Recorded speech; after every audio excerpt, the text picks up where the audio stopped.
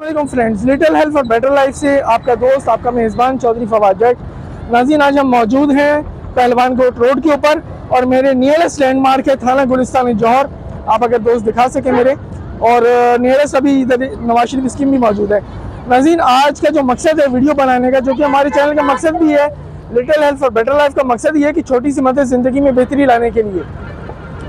नाज़रीन, आप यहाँ की हालत देख सकते हैं कि ये बारिश से पहले का मसला है। बारिश से पहले ही यहाँ की रोड जो है, रोड की हालत बहुत ही ज़्यादा अबतर है। आवाम जो है यहाँ से बड़ी मुश्किल से, बड़ी अजियत से गुजर रही है।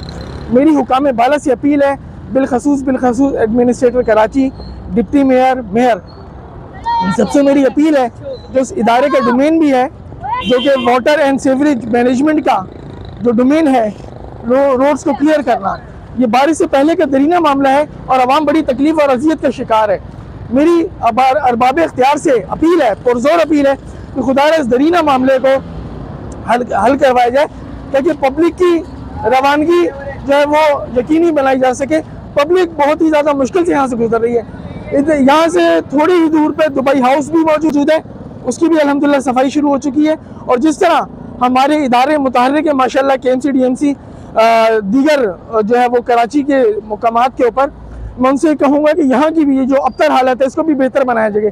नाज़रीन, इस वक्त 2 वे ट्रैफिक 1 वे ट्रैफिक होकर गुजर रहा है। आप देख सकते हैं, कैमरे में आपको नज़र आ रहा होगा, बहुत ही ज़्यादा अजियत और तकलीफ का शिकार है यहाँ की आवाम।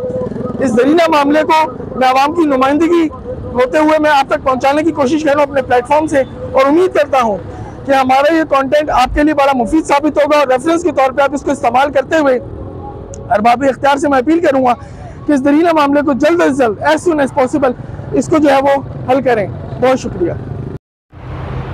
उम्मीद करता हूँ आपको ये हमारी वीडियो, हमारा कंटेंट आपको पसंद आया होगा। आपसे उम्मीद करते हैं कि आप इसे लाइक ज़रूर करिएगा, शेयर कीजिएगा और बेल आइकन को ज़रूर प्रेस कीजिएगा, ताकि हमारा आने वाला कंटेंट अपडेट आपको मिल सके। बहुत शुक्रिया।